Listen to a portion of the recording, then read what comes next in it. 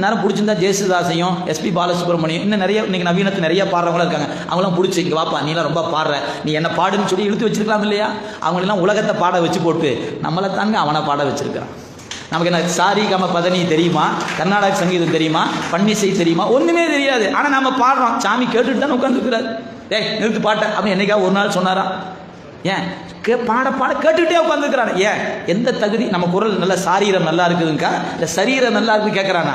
சரீரமும் நம்மகிட்ட இல்லை, சாரீரமும் நம்மகிட்ட இல்லை. ஆனால் நம்ம பாட்டை கேட்குறானே, எந்த அடிப்படை கேட்குறானுங்க? அவனுக்கும் நம்மளிடத்தில் இருப்பதா இன்பமாக இருக்கிறது, நமக்கு அவங்க காலுக்கடியில் கிடக்கிறவங்க தான் நமக்கு இன்பம். அந்த இன்பம் நமக்கு தாங்க அந்த வாய்ப்பு. தேவர்களுக்கு அந்த வாய்ப்பு இல்லை. தேவர்கள் கனவிலும் தேவருக்கு காண்பறியோம். தேவர்கள் கனவுல கூட கிடைக்க மாட்டானுங்க. ஆனால் நமக்கெல்லாம் நனவிலே வந்து நம்மை ஆண்டு கொண்டு இருக்கிறான் இந்த ஒப்பற்ற வள்ளல். எனவே கடையவன் என்று சொல்லி யாவரினும் கடைப்பட்டு இருக்கிற என்னை ஆண்டு கொண்டான். எதனால் ஆண்டு கொண்டான்? தகுதி அடிப்படையில் அல்ல, கருணையினால் ஆண்டு கொண்டான். அப்படிப்பட்டவன் யார்? விடையை செலுத்துபவர்.